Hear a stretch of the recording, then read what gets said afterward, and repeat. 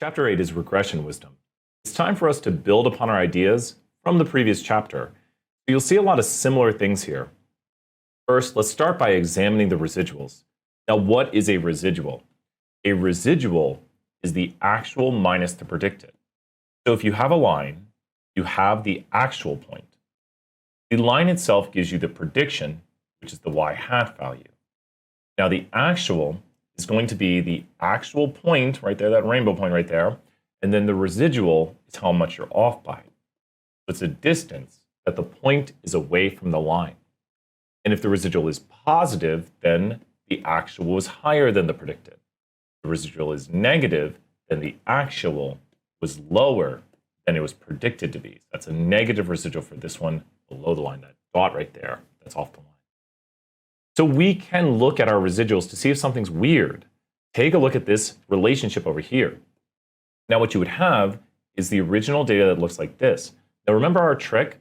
You can take that line, make it flat, and sometimes these graphics are more zoomed in, but that's just the line flat. As in if you took this graphic right here and just made it flat, notice how you'd get that right there. Take the line, make it flat, and set it equal to 0, because then you can see the distance things are above or below the line. You can kind of one-to-one trace some of these right here, like that's a very extreme residual over there. This is an extreme residual down there, and you can kind of see where they are and how the line bends through the data. Now it's quite clear to see that this does not pass one of the conditions from QQ straight enough, no outliers, plot doesn't thicken. Frankly, there's two big ones here. What are the two big conditions you would say this doesn't pass? Definitely not straight enough, because there is a bend to this data. You can see the bend right there, and also plot thickening, getting much thinner as you go across. So residual plots can be really excellent. They are the best way to look at the plot thickening issue and see if something's going on. You can also look for extreme values with residual plots right here. You'll notice that there's a histogram and there's a bump down there where there shouldn't be. That's going to be these extreme values on the low side of the histogram. There's also a bump on the high end. That's going to be the extreme values over there. And so you don't want to see this. You want to see a normal distribution for your residuals. So a bit of problems here. This is not the best regression ever, but notice we want our residuals to be pretty normal, more like this. We do not want those bumps on the side. Now, when we do this, we can get a residual plot in JUMP after making the fit line. This is key. First step, fit your line, and then after fitting the line, plot the residuals.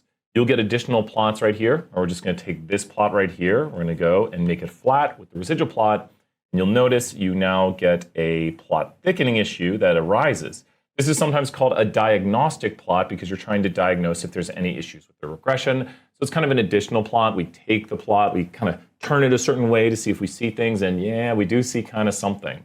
Plot thickening. This is not good right here. This is a bit of an issue. I'd mention it, and your residuals, as a side note, might not have the best normal shape.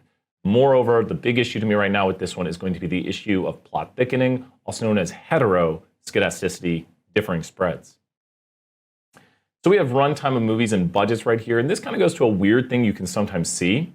Now, when you are making lines, sometimes you don't want just one line, you want to add two lines. So the data right here, we could put two different lines to it. One line for drama movies and another line for other movies. And you might get a better fit. It goes into a more advanced topic called indicator variables for regression, which we won't get into here. So don't worry about it until we get to more advanced topics. But here's something we have to know. Extrapolation. Now, the reason I say extrapolation is because that tells you the variable it's on. Extrapolation. Extrapolation is when we make prediction from x's that go outside the scope of our x's. What do we mean from that? Well, here's kind of what we said again when we make predictions from x's that are beyond the range of our data. And so let's pretend we are living in the year 2000. The man once said, in the year 2000, year 2000. Cool. We would only have data up to this point right here. And we could take and use different sort of models right here to forecast what we think is going to go on. Forecasting is the nice word for extrapolation. Forecast. We say that instead of extrapolating because we have to make predictions into the future. If you've ever worked at a grocery store, a restaurant, American Eagle, you name it, they have to predict how much product to have on the shelves and how many people are probably going to come in. You can probably predict tomorrow, next week, maybe next month, maybe next year. Can you predict 10 years in the future, 100 years in the future? What's neat about forecasting is that when we do it, or as the bad word is, extrapolate, you'll notice that the bounds of the interval actually gets wider the further out you go. So when you go really far out, you get very uncertain. So what is extrapolating? Notice how this is the x. If we only had data up to this point right here, we would be extrapolating into a region where we have no x data. So extrapolating is making predictions from x's where you have no x's, to extrapolate your current model to go beyond it and make predictions for the y variable of interest. And it probably does pretty well in the short term, especially for forecasting. If you notice down here, yay, we're within the bounds, and then we go completely outside of it. A lot of times people only forecast or extrapolate about 3 or 4 periods into the future. If you're forecasting like quarters, 4 quarters into the future would be the next year. Let's predict the 10 next years of our company. Probably not going to have good, reasonable predictions that you can rely on because you're extrapolating well beyond the bounds of your model. And once again, in time series, we call this forecasting right here as a nice word, but it is simply the same idea of going beyond where you're currently at. Now, I know we are showing all the data right here, but theoretically speaking, if we were in the year 2000, we wouldn't know the remaining data. So we can look in the future at how our extrapolated model would have done to see if we actually made good predictions. And once again, the truth is that usually in the short term, you will make good predictions. The closer you are to your model, the less of an extrapolation it is. And your model probably can predict that. And the closer you are to your model, the further you are away from your model, the more of an extrapolation it is.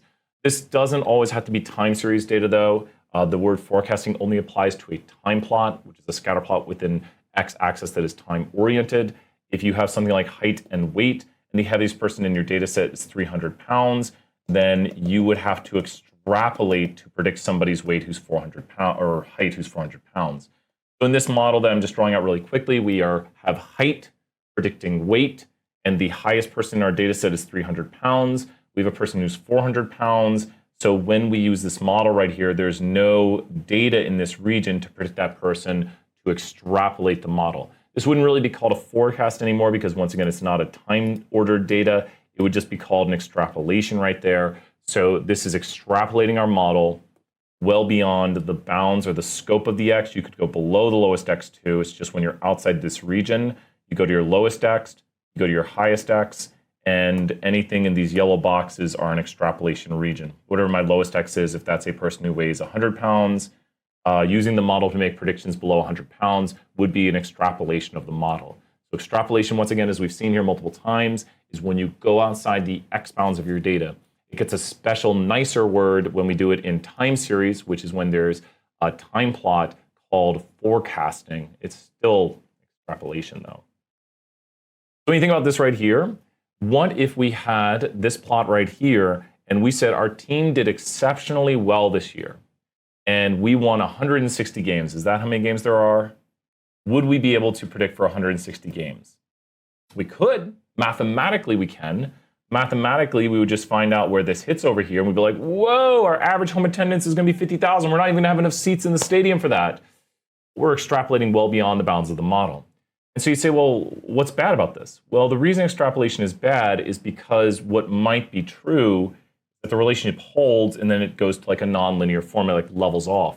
So we don't know what is going on with the data outside of the X bounds. We don't have anything kind of like nailing it down to confirm that that's what goes on.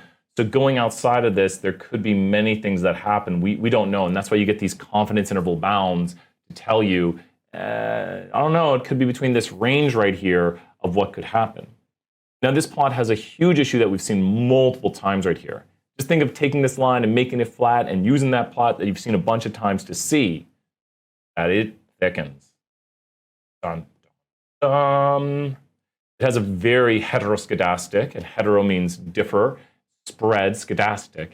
We want to see homoskedasticity, which is same spread of points, or equal variance sometimes called. This is not good. This means the relationship down here is stronger and the one up here is weaker. Remember, strength is how tight the points are around the form. And you can see the same thing in the original data before the diagnostic plot is created. Weaker and, reversing it right there. Put it correct on the previous one. Stronger and weaker. So the stronger is the tighter portion and the weaker is the much wider portion. Once again, know how to interpret the quantities down here like r squared, where we just reviewed it in chapter 7. R squared is the percent of variation in y explained by the variation in x. 48.52% of the variation in home attendance, average home attendance, is explained by the variation in wins. There's a problem. It's much stronger down here. This has a stronger or higher r squared closer to 1. This has a weaker r squared closer to 0, maybe 0.3, and maybe on the other side 0.9. So we can't really use r squared right here because it's not proper to talk about r squared as a whole idea for this model where it's stronger at the start and weaker at the end. And this is why we have violated a condition. One of my favorite things to talk about is outliers and their impact on regression. And the easy thing to know is outliers can do anything. So when you think about outliers, we say the conditions QQ straight enough, no outliers, plot doesn't thicken. QQ, two quantitative variables. Straight enough, a straight line goes through the data. No outliers, we don't want them because they can do anything to the data and pull it in that direction. And plot doesn't thicken, we want it to have the same stable relationship throughout of strength. And so when we look at this outlier here, this is from something that happened in the year 2000 again. And we can look at the Florida election right here for the President of the United States. And this is the Palm Beach County right here. And you look at Ralph Nader's votes, and you look at Pat Buchanan's votes. And here's the model without that point, and here's the model with that point. So what is the outlier doing? It's drastically pulling up the line. And this is not what you want to see because now the line is being dictated more so by one point than another. In advanced classes, we can do what's called an influence plot to see the direct influence this is having. And my guess is that this point has about 90 to 95% of the influence on this line. So it's like this gets 95 votes and every other point down here gets 5 votes on what's going on. Are you explaining the data or are you explaining a point? This is why we don't like outliers, because they dictate the model. We're not trying to explain a point, we're trying to talk about the data. Just think about right here, if we had shoe size and IQ and we had a person with a very large foot, they would basically dictate where the model goes. Model goes up, model goes down. So you don't want them kind of pulling it. What is the truth to this data? Well, the truth to this data is that r squared and r, not correlation, are both basically equal to 0. There's no relationship. It looks like a random scatter of points. So remember, outliers. We have data that has a relationship. It could pull the relationship up, pull the relationship down. It can do all sorts of things. It can make it negative. It can make it positive. Outliers can do anything to correlation. Outliers, thus, can do anything to regression. Last but not least, we have lurking variables and causation. A lurking variable is something outside the XY paradigm. As in, if we were to talk about something like gender, and we were to talk about something like piercings. Now, we do see a relationship generally between gender and piercings, but that's not two quantitative variables. How about if we were to look at piercing and height? Well, people who are shorter generally have more piercings. Now, that's not a fact. It's not like if you're shorter, you will have more piercings. It's a generality. It's what we see in the data. It's a commonality. Does that mean being shorter causes you to have more piercings? No, it doesn't. And what we just mentioned a moment ago is the lurking variable. It's not really that height has a relationship with piercings or piercings has a relationship with height. The lurking variable, gender. Gender is usually where we see a relationship with height. Gender has a relationship with piercings. So because of this, we see this relationship going this way through the lurking variable. And you don't see the lurking variable when you just look at heights and piercing. There's a lot of examples like this, like the classic one of ice cream sales, which we've already mentioned, and shark attacks. So if you have shark attacks right here, it might look like shark attacks cause people to get ice cream. They don't. Or ice cream causes shark attacks to happen. They don't. Summer is the lurking variable. If you go through it, summer increases ice cream sales and summer increases shark attacks. Not directly, it doesn't cause shark attacks. There's just a relationship that because both variables are related with summer, they look like they then have a relationship with each other. Other good examples right here is life expectancies and doctors. This one makes sense. If there's more doctors per person in your country, we're doing a transformation on it by doing square root, we see an increase in life expectancy in years. This one doesn't quite make sense. TVs and persons. So if there's more TVs per people in your country, people live longer. Is it like they're relaxing more? What would it be? What is the lurking variable outside this relationship that is probably the connection between them? Let's do our little diagram right here where we write life expectancy is one of the variables, and we have TVs, so we'll just write how many TVs people have. It looks like they're related right now. It looks like maybe one, like if you have TVs, you live longer. If you live longer, you own more TVs. Kind of makes sense. You live longer, you buy more TVs. But maybe the lurking variable is money. If you have more money, you generally live longer. If you have more money, you generally own more TVs.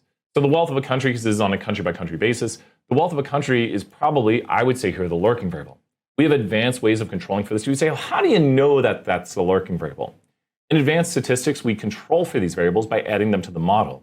If the sums of squares reduction, which we talked about in the previous chapter, is coming from the lurking variable and not from the other variable, we have evidence to believe that the lurking variable is the statistically significant variable in the model. So we have a lot of great ways of doing these things and looking into them to say, well, we've got these two variables. Which one of these is actually the one related to the other variable? Toss them in a model in a multiple regression. Multiple just means multiple x's. And let them figure out mathematically, without our bias, which one is the true variable that is doing the explaining right here. So with that, know what a lurking variable is. It is a variable outside the XY relationship that is actually related to both of them, making it look like they're related because it's lurking. It's not in the model yet. We have our y hat equals b0 plus b1 x.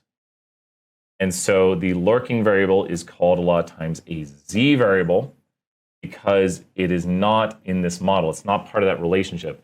We haven't used it in the model. And as I said, if you want to know more advanced statistics, you simply go right here and you would add it. And this is not part of our class right now, but if you ever had to do this, you would just put this as another x in the model, and look, we're no longer calling it z, we're calling it x, because we now have not a simple with one x regression, we have a multiple regression, which allows us to control for the variation from multiple sources and see what is the true source of the variation that explains why. With that, a lot of great topics right here, shorter chapter. Let me know if you have questions. Good luck.